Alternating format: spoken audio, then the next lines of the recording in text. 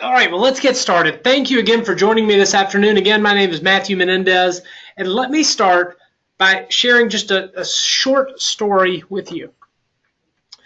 Many of you I know, and if you know me, I have three young children, 8, 7, and 5, two boys and a girl, and the three words I hear the most at my house are "that's not fair." That's not fair. I hear it when my boys are playing each other in basketball. I hear it when I serve ice cream to my kids. I hear it when we get in the car. Daddy, that's not fair. And I'm sure many of you are like me. We are constantly reminding our children that life is not fair. Now, why do I tell you that story? Managing the revenue cycle process is not fair. That is a very hard job. There's too much to do, not enough time and resources to do it, and the game keeps changing. It is an unfair game. And what we're going to do for the next 50 minutes is talk a little bit about that unfair game that we play and how we might think a little bit differently about how to tilt the scales in our favor just a little bit. And to do that, I want to share with you just one of my favorite books of all time. Michael Lewis wrote the book Moneyball. It was subsequently made into a movie starring Brad Pitt. I'm sure many of you have probably seen it. But it is about the Oakland A's, who are a small market Major League Baseball team, trying to win an unfair game. Every year, they were dealing with fewer resources than all of their competitors. Their average budget for player salaries was $44 million compared to the New York Yankees budget of $125 million. Talk about an unfair game. The Yankees had 3 times as much money to spend on payroll and to spend on players than the Oakland A's and their general manager, Billy Beane. And what Michael Lewis does is he is an expert at taking a very complex story and a very complex subject and making it digestible and simple. And the story of Billy Beane and the Oakland A's is an underdog story. And I love an underdog story. I bet some of you do as well. I think it's something that's just in our DNA. We love the story of the underdog. We love the idea that David can beat Goliath, that the A's can beat the Yankees, that we can find places to improve our revenue cycle process. And that's what I want to talk about today. We're going to share a little bit of the story, hopefully a little bit of humor from Moneyball. We're going to look at some of the places where we can learn some lessons from Moneyball, incorporate that into our revenue cycle, and I'm going to make sure that I leave time to answer questions at the end. So if you have questions, feel free to put them in through that question panel. I'll try to answer as many of those as I can. Just a quick outline of what I hope to accomplish over the next 50 minutes. We're going to look at some of the traditional metrics that are used in the revenue cycle process. Very similar to what happened in Moneyball, there are traditional metrics that general managers would look at. And Billy Beane realized if he wanted to compete against the Yankees, he was going to have to change the game. We have to ask ourselves, what are we not seeing in those traditional revenue cycle metrics? What's hiding just out of view? Where are there opportunities for us to improve? And I'm going to suggest that there are some advanced metrics that you might consider looking at. I'll share some of those with you, what we've seen with other clients, other practices across the country, what they've been able to do in order to be successful in the revenue cycle. But I'd also love to hear from you. At the end, I'm going to try to share maybe a few new ideas for you. What's coming from your peers? So if you're listening on the webinar today and you've got A helpful revenue cycle metric that I didn't mention, or that maybe you think everybody else needs to know about, please put that in the questions panel. I would love to share that with everybody else. I'll give you credit for the idea too. So if you've got one of those, put it in the questions panel for me. I'll make sure that I share that with everybody towards the end of the webinar. Sound good? Okay, great. A few of the traditional metrics that I think everybody uses when they're managing the revenue cycle process. Number one is the denial rate, right? Very simple, very straightforward, looking at the percentage of claims that are not paid the first time. What do we have to go back and rework? And if you only had one metric, this might be the one that you choose. It's very, very valuable, and I'm not trying to diminish the value of some of the traditional revenue cycle metrics. I'm just wanting us to look a little bit deeper. Another traditional metric, very important, looking at AR days on hand. How quickly are we able to turn our receivables into cash? Right? That's what fuels the operations of our practices. That's what fuels our ability to pay payroll. Right? Very important. And the third one, I think, if you try to create the trifecta of traditional revenue cycle metrics, is the percentage of your AR that's outstanding greater than 120 days. We know those are very unlikely to ever turn into cash. They end up getting written off, and we want to keep that number as low as possible. Right? The challenge with these traditional metrics is that they measure the outcome, and they're not paying a lot of attention to the inputs or to the process. And what I want to focus on with some of these advanced metrics today is really the process, right? Most groups are measuring these outcomes. Most people are tracking them. And you can have very, very good outcomes, but a questionable process, right? So we do need to start with your input. Most practices are capturing their charges in one of three ways: through their EHR, through a charge ticket. Believe it or not, I see a lot of practices that are using charge tickets, even if they have an EHR installed, for a variety of reasons. And the last major category is manual coding, right? You've got physicians, clinicians that are going through their documentation process, or maybe they're dictating, and you have coders that are pulling that documentation and coding directly from that. So regardless of what the input is, we want to take a look at the process.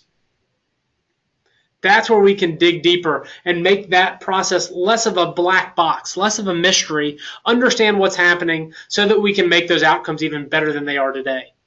Let me launch our first poll question. You should see your screen change just a little bit and give you choices of how are you doing your charge input today.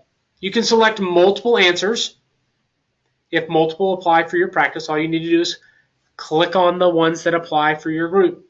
Are you doing that through your EHR? Are you doing that through charge tickets? Or are you coding manually from documentation?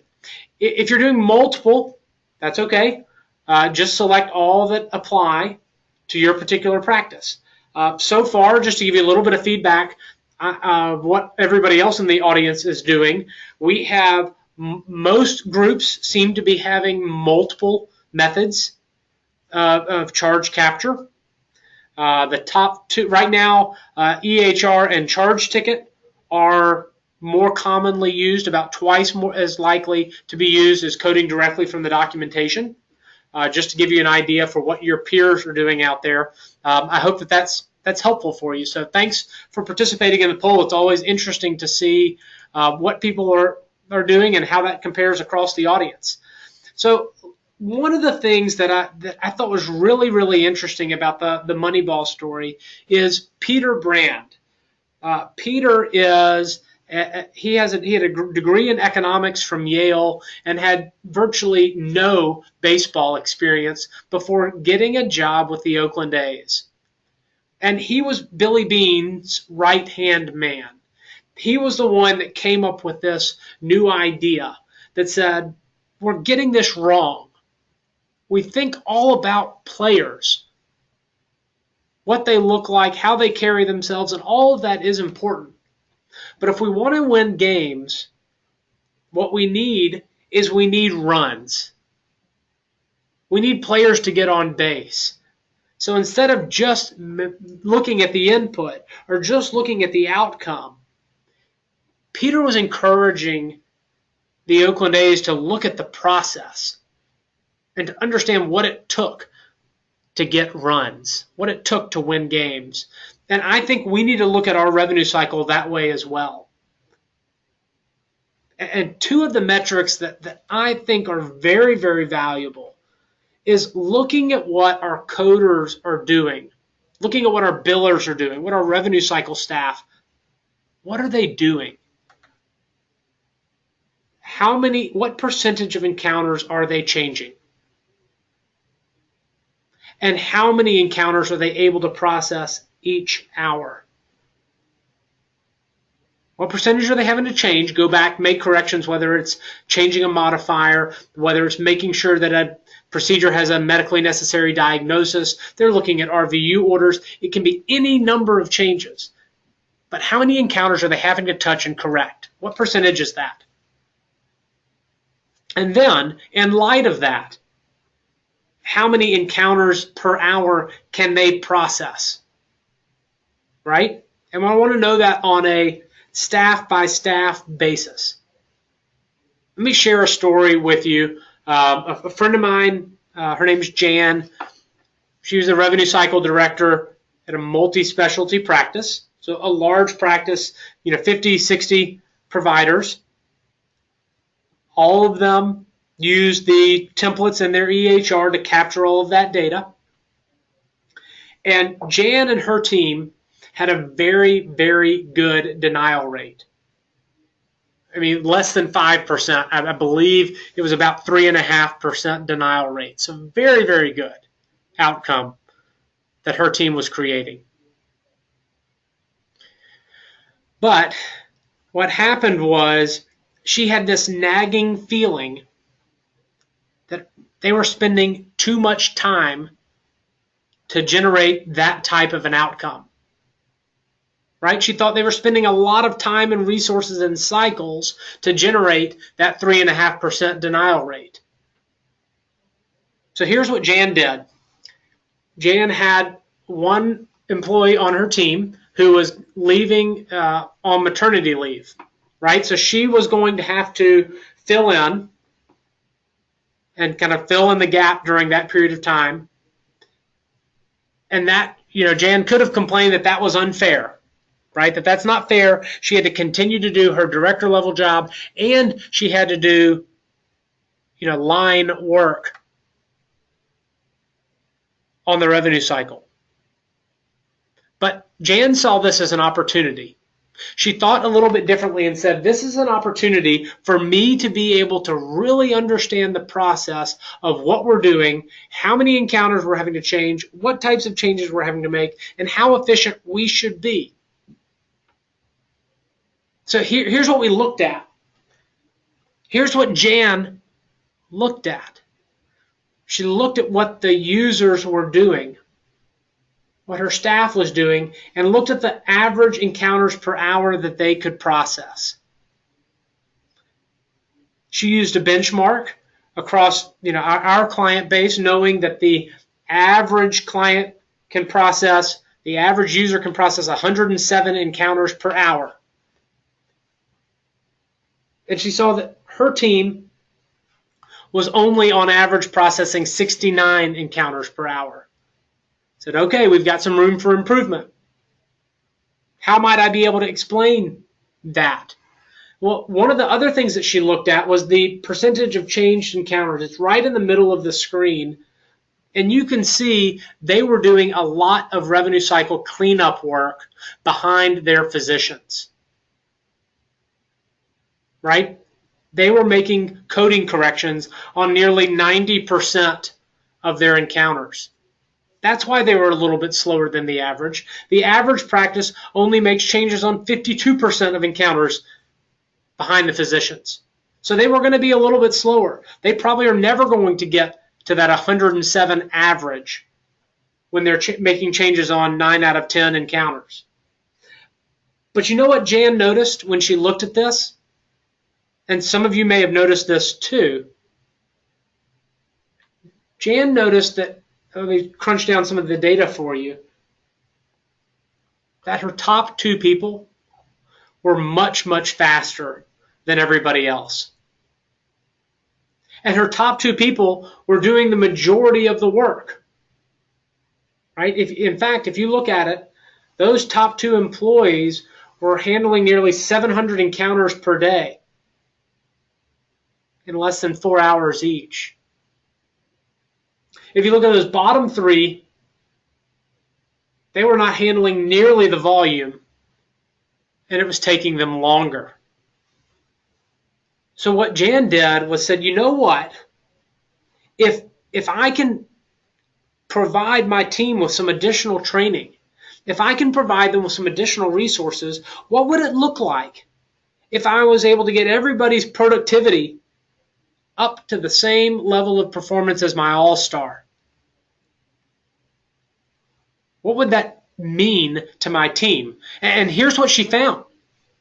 She can save 10 hours per day of revenue cycle time if she can get everybody up to that level of performance. If she can understand the process, understand what those all-stars are doing, and equip the rest of her team to perform at the same level.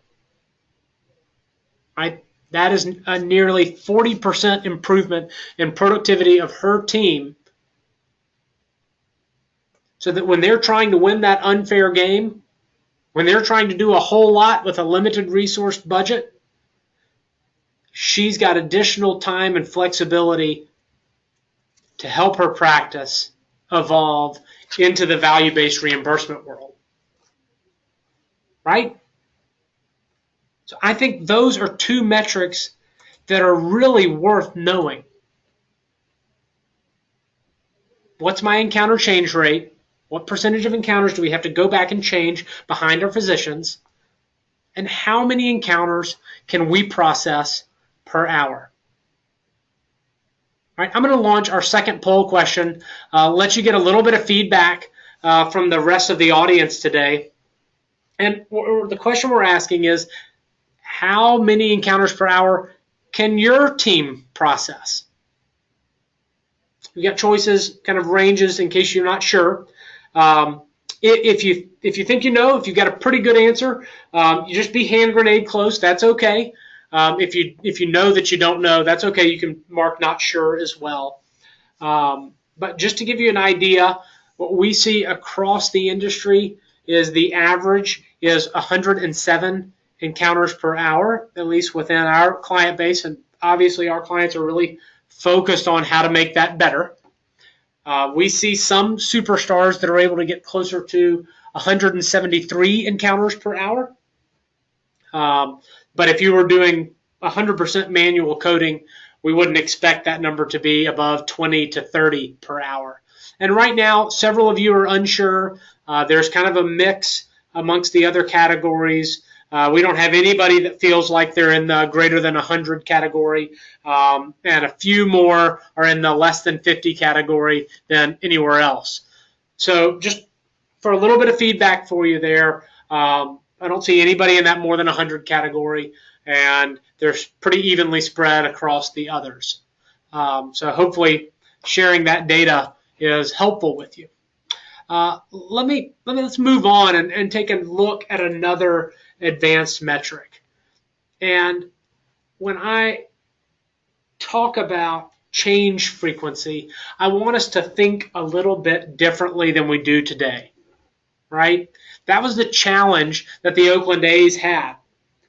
Because their budget was a third that of the Yankees, if they tried to do everything the way that the Yankees did it, they were never going to be able to win, right? Think about your payers. They have more technology, they have more people, they have more money than most practices do. It is an unfair game, and we have to think a little bit differently, right, if we're going to really streamline our revenue cycle, if we're going to be able to handle the challenges that are coming down the pipe. And so another advanced metric that I like to look at is what changes are we making most frequently? Not how hard are they to correct, not do we ever get those claims repaid, but what changes are we making most frequently? And the reason why I ask this is because often this is where revenue cycle time gets really chewed up. And this is where you have an opportunity to make an improvement. Is when you start looking at the changes that are happening most frequently. So let me give you another story from another client that I worked with. And Deb was the billing manager for a specialty practice. And there was always this challenge in their organization. Maybe this sounds familiar to some of you.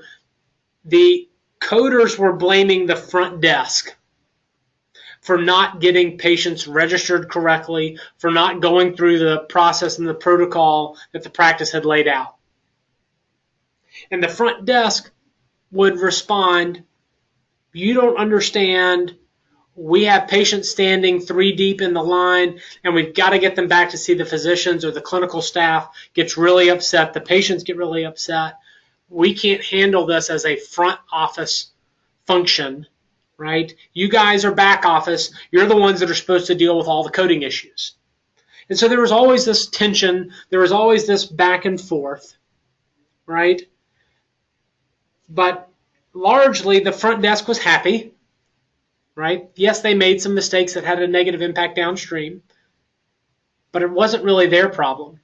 And for the most part, the coders weren't that upset by it, right? They were still comfortable. They had plenty of time to do what they were being asked to do, and everybody was really okay until it became a problem for Deb. So here was Deb's dilemma. The practice leadership started asking her billing team to do more. And they wanted her to do more, but they did not have any additional budget for her to hire additional staff. Sound familiar? It's an unfair game. And so here's one of the things that Deb did. She started looking and digging into what were the types of changes that were being made most frequently in her practice, right? So here's what she did. She drilled down and looked at the type of changes that her team was making. And what that meant was, look at that top first line in the diagnosis addition block. They were adding that diagnosis code to 804 encounters every 2 weeks. Every 2 weeks. And I know some of you, if you're a certified coder, you say that looks really strange. Why are they using that particular diagnosis code? And it's an interesting story. Here's what was happening in that practice. They had dummy CPT codes that they used for tracking purposes for appointments that were no-show, rescheduled, or canceled. Large practice. They always wanted to track that. They wanted to track it by physician, track it by location. So the front desk would capture that data with the dummy CPT code. And then, in order for the practice management system to accept it and not reject the encounter, even though it was a dummy $0 charge just for tracking purposes, it had to have a diagnosis code linked to the line item.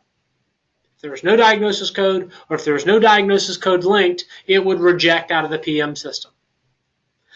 So Deb's coders were making that change. Making that change nearly 400 times a week. It wasn't a hard thing to correct. It didn't take them a lot of time, but all of those little changes started to add up. and it took away from what her team was really supposed to be doing, is making sure the practice was getting paid for the visits that weren't $0 tracking CPT codes. So what Deb did was she used this type of change frequency advanced metric to figure out how to automate this process. So that automatically we could add the Z code with any of those dummy tracking codes. So none of her people had to touch it. So that we can reallocate that time that had zero value for the organization other than a tracking metric, automate the process so that she can spend those hours and those cycles, those resources on the new projects her leadership team was asking her to handle. Right? We can't make the game fair, but what we can do is use some of these advanced metrics to look at our processes, understand what types of changes we're making, and figure out ways to automate those parts of the process.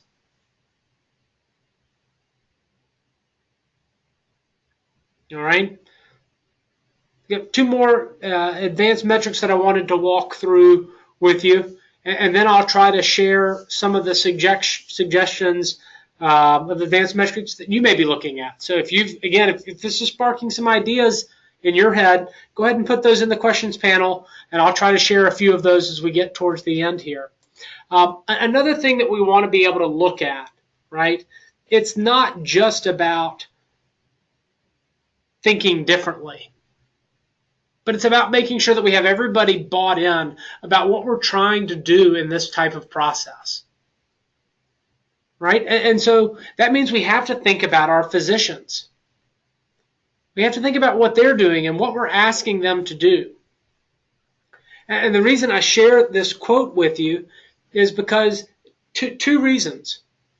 Number one, we want to make sure that we don't turn our doctors into coders, right?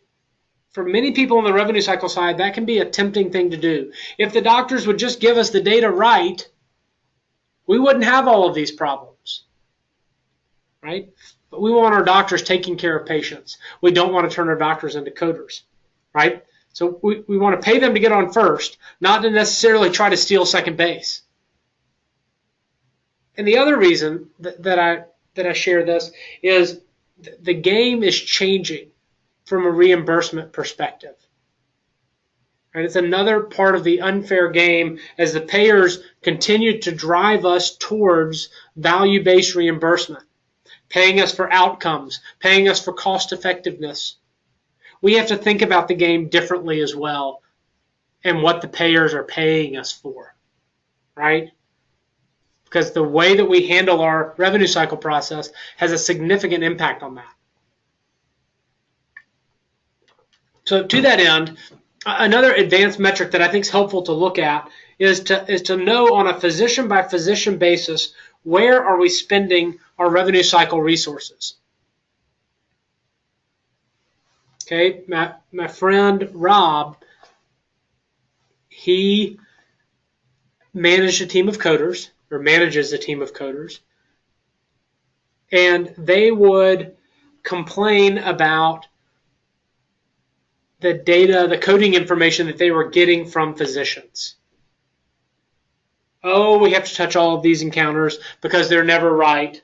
Oh, if we could just force them to use the EHR correctly, we wouldn't have to deal with all of this. And Rob one day finally said, I've got to call a timeout here. It is unfair to our physicians to turn them into coders. They already have a lot on their plates. The entire meaningful use era has put more on their plates. And we want to protect their time. Part of the reason that we are here, that our team exists, is to protect our physicians' time and to make sure that they get paid correctly for the excellent patient care that they deliver. So let's not throw all of this on our physicians.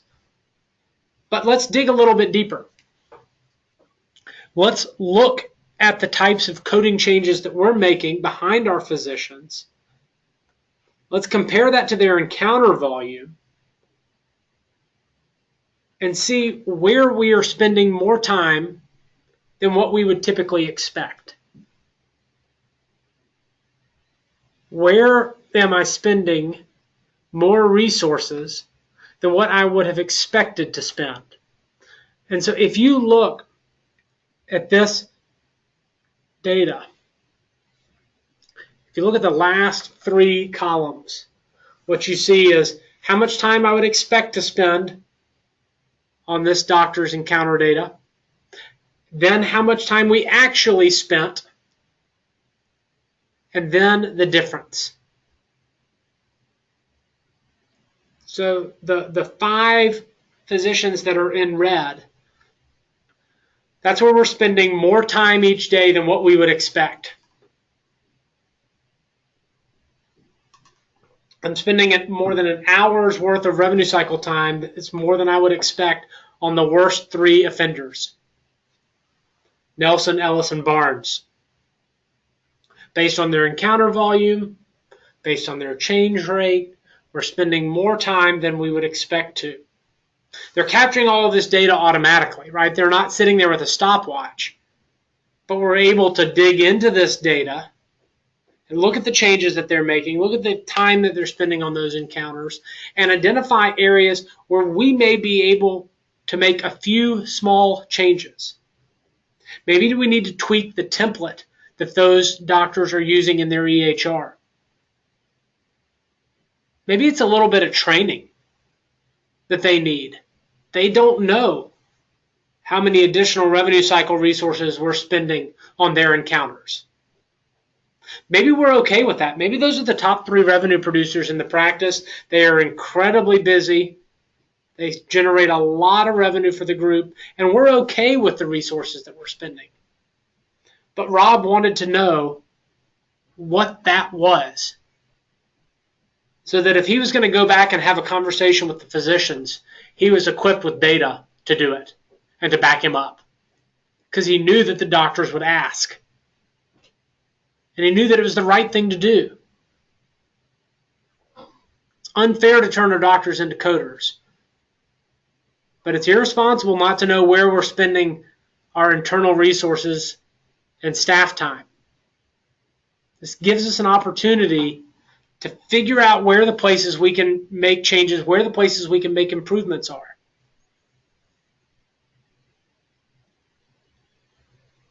And the last one that I want to spend just a little bit of time on is one that I always get questions on. We're going to spend a little bit of time here as well. And it's about risk-adjusted coding. Many of you may know just a little bit about this area. Many of you may be experts here. But I can guarantee you that we're going to see more and more of this over the next 2 to 3 years. We are playing an unfair game with the payers, whether that is Medicare or Blue Cross or Humana or United. They have more data than the physician practices have. And they do not do a good job of sharing that data. And so as we evolve into new reimbursement patterns that are risk-adjusted, based on patient acuity, based on outcomes, based on cost effectiveness, we are playing an unfair game against those insurers. And the question that we need to be asking ourselves is, how sick are my patients? Everybody, when you ask them that, they'll say, of course my patients are sicker than everybody else's. But the question is, does my coding back that up? Does my coding back that up? Are there rooms for improvement? And if so, where are they? Let me compare for just a second 2 clients of mine that are very, very similar. One is a high volume, large orthopedic practice in California. Other is a high volume orthopedic practice in Florida. Oops, sorry, on that slide it should say Florida. My apologies. Now, they both see and treat similar types of patients, as you might imagine, right? For both groups, one of their top diagnosis codes, both on a volume and a revenue perspective, is osteoarthritis of the knee. Could be left knee, could be right knee, could be both knees, but osteoarthritis of the knee, right? Now, when the group in California sees a patient with osteoarthritis of the knee, and the group in Florida sees a patient with osteoarthritis of the knee, very, very similar, right? Geography changes, but the anatomy is very, very similar in California and Florida. Now, when you look at some of the most common HCC comorbidities, these are other diagnosis codes that carry weight in the risk-adjusted coding world. We see a lot of the usual suspects, right? A lot of the same chronic conditions that can complicate the treatment or any surgical procedure that might be done, like a total knee replacement, for these types of patients. Type 2 diabetes, COPD, morbid obesity. Obviously, the extra weight can put some additional pressure on that joint. Sometimes there's a internal orthopedic prosthetic that's causing some of the pain. Another chronic condition that a lot of patients with osteoarthritis of the knee have is AFib, right? But when we looked at the data, here's what we found. The group in California uses these comorbidities 3 times more frequently than the practice in Florida. And so looking at the data, what that would tell a payer or anybody looking at the data is, when the California practice sees a patient with osteoarthritis of the knee, those patients or that patient population is on average 3 times as sick as the same patients that are being seen in Florida for the same primary condition. Do you think that's right? Do you think the patients in California are 3 times as sick as those in Florida? No. I'll bet you $100 that they are not. What is different is the way the practice in California codes, right? California is usually out ahead of the rest of the country on this. They have more risk-adjusted plans with commercial carriers today, and that's why they are paying more attention to this. Is because the game is changing, and they have to make sure they are coding to this level of specificity to show how sick their patients are. But let's drill down a layer deeper. Let's look at within that practice in California. Let's look at 2 different doctors and see what they look like. Okay? Now, I didn't choose the best and the worst. I choose somebody in the 80th percentile and somebody else in the 20th percentile, right?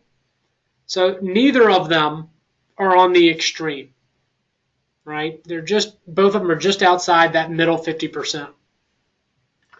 So Dr. D sees 147 patients per month with a primary diagnosis of osteoarthritis of the knee. And just over 10% of the time, he captures a comorbidity that carries this type of HCC risk-adjusted coding value.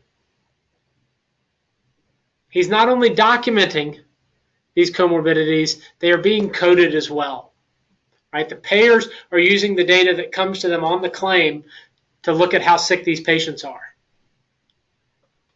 Now, in the same office, in the same practice, in the same state, in the same city, for patients with the same primary condition, Dr. P sees a lot of these very same patients. 253 times a month, she sees patients that have a primary diagnosis of osteoarthritis of the knee. And on none of those are there any of those HCC diagnosis codes. Not one. Right? She sees 100 more patients a month with this condition, and not one of them has an HCC diagnosis code. So what do you think that means? Do you think that means that Dr. D's patients are a lot sicker? He sees all the most difficult cases? His costs should be higher? His outcomes should be worse? His quality scores should have a lower benchmark? Or do you think that maybe we've got a difference in how Dr. D and Dr. P code? Maybe this is an opportunity where your revenue cycle team can save some time somewhere else so that they can help the practice improve on these risk-adjusted coding metrics that we know are going to be important going forward.